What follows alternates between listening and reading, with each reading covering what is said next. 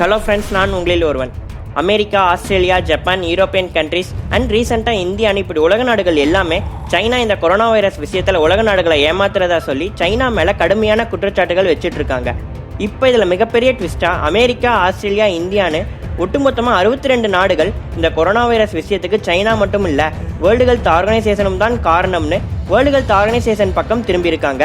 And world health organisation மேலே independent investigation, அதாவது சுயசார்பு இல்லாத விசாரணை நடத்தணும்னு முடிவு பண்ணியிருக்காங்க. அண்ட் இதை பற்றி இன்றைக்கி நடக்கிற 73rd வேர்ல்டு ஹெல்த் அசம்பிளியில் தீர்மானம் கொண்டு வர போகிறாங்க. அதுக்கு அடுத்து இன்னொரு முக்கியமான விஷயமா, சைனா எதிர்க்கிற தைவான் இந்த இயர் வேர்ல்டு ஹெல்த் அசம்பிளியில் அட்டன் பண்ணுவாங்கன்னு எதிர்பார்த்த நிலையில் வேர்ல்டு ஹெல்த் அசம்பிளியில் தைவான் பார்ட்டிசிபேட் பண்ண விடலைன்னு சொல்லியிருக்காங்க. ஸோ இன்றைக்கி இந்த வீடியோவில் 73rd வேர்ல்டு ஹெல்த் அசம்பிளியில் பேச போகிற இன்வெஸ்டிகேஷன் பற்றியும் அண்ட் தைவானை அட்மிட் பண்ணாதது அண்ட் தைவானை வேர்ல்டு ஹெல்த் ஆர்கனைசேஷனில் அட்மிட் பண்ணுறதுல இந்தியாவுக்கு இருக்கிற ரோல், இந்த 2 விஷயத்தை பற்றி தான் பார்க்க போகிறோம். அதுக்கு முன்னாடி இப்போ வரைக்கும் நம்ம சேனலை சப்ஸ்கிரைப் பண்ணாதவங்க சப்ஸ்கிரைப் பண்ணிவிடுங்க. அப்போ தான் நம்ம சேனலில் போகிற வீடியோஸ் எல்லாம் உடனுக்குடன் உங்களால் பார்க்க முடியும். வாங்க வீடியோக்குள்ளே போகலாம். ஃபஸ்ட்டு சைனாக்கும் வேர்ல்டு ஹெல்த் ஆர்கனைசேஷனோட டைரக்டர் ஜெனரல் டெட்ராஸ்க்கும் என்ன சம்மந்தம்னு பார்க்கலாம்.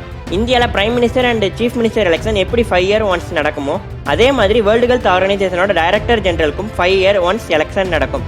அப்படி லாஸ்ட்டாக 2017 டைரக்டர் ஜெனரல் எலெக்ஷனுக்கு எத்தியோப்பியா சார்பாக நாமினேட் பண்ணவர் தான் டெட்ராஸ். இவரை எதிர்த்து யுனைடெட் கிங்டமை சேர்ந்த டேவிட் நபரோ அண்ட் பாகிஸ்தானை சேர்ந்த சானியா நெஸ்டரும் போட்டி போட்டிருக்காங்க. China, Africa and Asian countries எல்லாம் டெட்ராஸ்க்கு சப்போர்ட் பண்ணியிருக்காங்க. But America, Canada, United kingdom எல்லாம் டேவிட் நபரோக்கு சப்போர்ட் பண்ணியிருக்காங்க. ஃபைனலாக ஜனவரி 2017 நடந்த கான்ஃபரன்ஸில் சைனாவோட இன்ஃப்ளூயன்ஸ் அண்ட் சப்போர்ட்டோட 185 votes 133 votes வாங்கி அமெரிக்கா சப்போர்ட் பண்ண டேவிட் நபரோவை பீட் பண்ணி டெட்ராஸ் டைரக்டர் ஜெனரலாக செலக்ட் ஆயிருக்காரு. இதுதான் சைனாக்கும் வேர்ல்டு ஹெல்த் ஆர்கனைசேஷனுக்கும் இருக்கிற தொடர்பு. அண்ட் இதனால தான் world health organisation corona virus விஷயத்தில் சைனாக்கு சப்போர்ட் பண்ணுறதா சொல்லி American president Trump world health ஆர்கனைசேஷனுக்கு நிதி தரதை நிப்பாட்டி இருக்கிறதா சொல்கிறாங்க. அமெரிக்கா வேர்ல்டு ஹெல்த் ஆர்கனைசேஷனுக்கு நிதி தரதை நிப்பாட்டினதுமே சைனா நாங்கள் உங்களுக்கு எக்ஸ்ட்ரா நிதி தரோம்னு சொல்லியிருக்காங்க.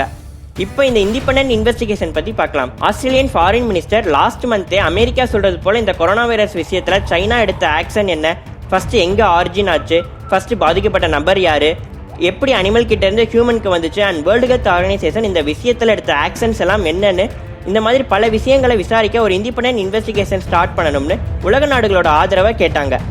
இந்த இன்வெஸ்டிகேஷன் பண்ணுறதுக்கு முக்கியமான காரணமாக இப்படி ஒரு டிசீஸ் ஸ்ப்ரெட் ஆகுதுன்னு முன்னாடியே எச்சரிக்காதது அண்ட் ஸ்டார்டிங்கில் COVID-19 சைனா பேச்சுக்கிட்டு கம்யூனிகபிள் டிசீஸ் இல்லைன்னு சொன்னது அண்ட் பல இன்ஃபர்மேஷன்ஸை மறைச்சதுன்னு வேர்ல்டு ஹெல்த் ஆர்கனைசேஷன் மேலே பல குற்றச்சாட்டுகள் வைக்கிறாங்க. இதுக்கு சைனா கடுமையான எதிர்ப்பு தெரிவிச்சிருக்காங்க. அண்ட் இந்த இன்வெஸ்டிகேஷன் நடத்தணும்னு ஃபஸ்ட்டு முடிவு பண்ண ஆஸ்திரேலியா மேலே பொருளாதார தடை விதிப்போம்னு, அது மட்டும் இல்லாமல் சைனீஸ் பீப்புள் அண்ட் ஸ்டூடெண்ட்ஸை ஆஸ்திரேலியாவுக்கு அனுப்ப மாட்டோம்னு எச்சரிச்சிருக்காங்க. சைனா இதை எதிர்த்தாலும் முன்னாடி சொன்னது போலவே India, Russia, America, Japan, European கண்ட்ரீஸ்னு 62 கண்ட்ரீஸ் ஆஸ்திரேலியாவுக்கு ஆதரவு தெரிவிச்சிருக்காங்க. அண்ட் இன்னைக்கு நடக்கிற அசம்பிளியில் இதுக்கு தீர்மானமும் கொண்டு வர போகிறாங்க. அடுத்து முக்கியமான விஷயமா தைவான் அட்மிஷன் பற்றி பார்க்கலாம். சைனாக்கு பக்கத்தில் இருக்கிற சின்ன தீவு தான் தைவான். இதை ரிபப்ளிக் ஆஃப் சைனானும் சொல்லலாம். சைனீஸ் சிவில் வாருக்கு முன்னாடி வரைக்கும் ரிபப்ளிக் ஆஃப் சைனா தான் தைவான் அண்ட் இப்போ இருக்கிற சைனா ரெண்டையுமே ரூல் பண்ணிட்டு இருந்தாங்க.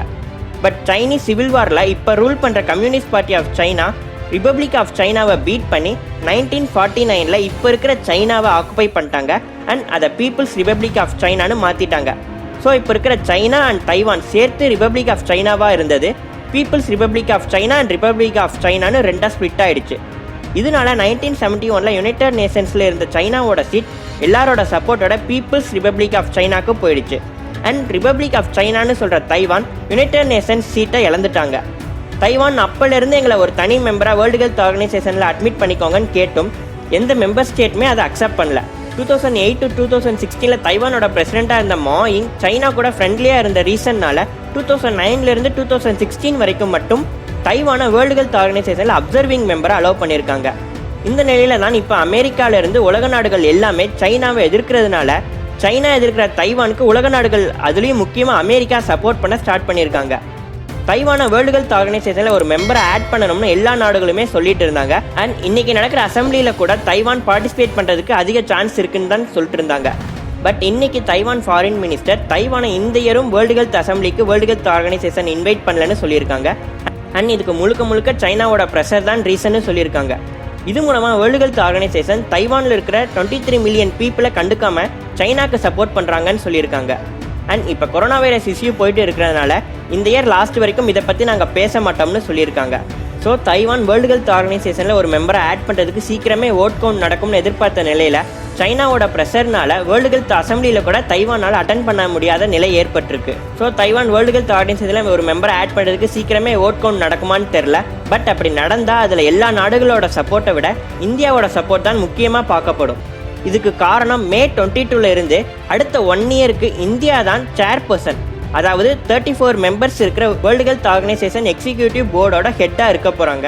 இப்போ இருக்கிற சுச்சுவேஷனை பார்த்தா இந்தியா சைனாக்கு எதிராக தைவானுக்கு சப்போர்ட் பண்ணுவாங்கன்னு தான் தோணுது. அண்ட் அதனால தான் லாஸ்ட் வீடியோவில் பார்த்த மாதிரி இந்தியாவுக்கும் சைனாக்கும் நிறையா ப்ராப்ளம்ஸ் போயிட்டுருக்கு.